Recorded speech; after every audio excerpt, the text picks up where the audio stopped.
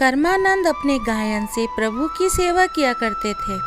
इनका गायन इतना भावपूर्ण होता था कि पत्थर हृदय भी पिघल जाता था।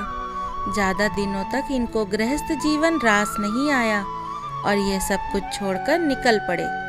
इनके पास केवल 2 चीज़ें ही थी, एक छड़ी और दूसरा ठाकुर बटुआ, जिसे ये गले में लटका कर चलते थे। ये जहाँ विश्राम करने के लिए रुकते थे वहीं छड़ी को गाड़ देते थे और उस पर ठाकुर बटुआ लटका देते थे।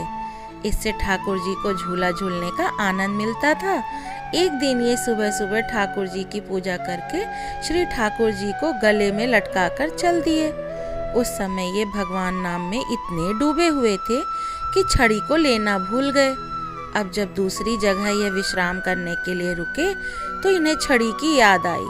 अब समस्या थी कि ठाकुर जी को कैसे और कहाँ पधरावें। श्री ठाकुर जी में प्रेम की अधिकता के कारण इन्हें उन पर प्रणय रोष हो गया। ये गुस्सा करते हुए बोले कि ठाकुर, हम तो जीव हैं, हम कितना याद रखें। हम छड़ी भूल गए थे तो आपको याद दिलाना चाहिए था ना। अब दूसरी छड़ी कहाँ से लाएंगे आपको पधरवाने के लिए? पिछली जगह भी बहुत दूर है और ये भी पक्का नहीं है कि वहाँ छड़ी मिल भी जाएगी या नहीं। ये ठाकुर जी से खूब लड़े और बोले, बस छड़ी लाकर दो। श्री ठाकुर जी इनकी डांट फटकार पर खूब रीझे। प्रभु की योग माया ने छड़ी लाकर दे दी।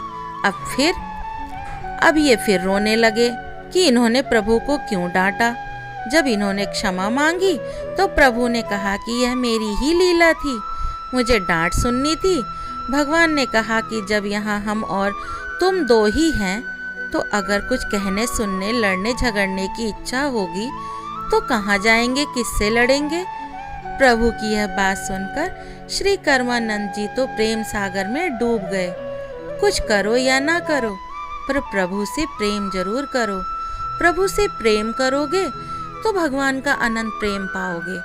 प्रेम में रहोगे तो हर क्रिया साधना बन जाएगी। जैसे छड़ी पर लटकाए जाना प्रभु को झूला झुलाने की सेवा बन गई। प्रेम से की गई हर सेवा श्री ठाकुर जी को रिझा देती है। प्रेम नहीं है तो कुछ नहीं, सब व्यर्थ हो जाएगा। प्रभु से प्रेम करो तो कुछ भी कहोगे, श्री हरि खुद दौड़े चले आएंगे। जैसे छड़ी के लिए डांट पड़ने पर खुद भक्त के सामने छड़ी लेकर आ गए। जय जय श्री राधे। अगर आपको मेरी ये कहानी अच्छी लगी हो तो प्लीज़ चैनल को लाइक करें, शेयर करें और सब्सक्राइब करना बिल्कुल भी ना भूलें।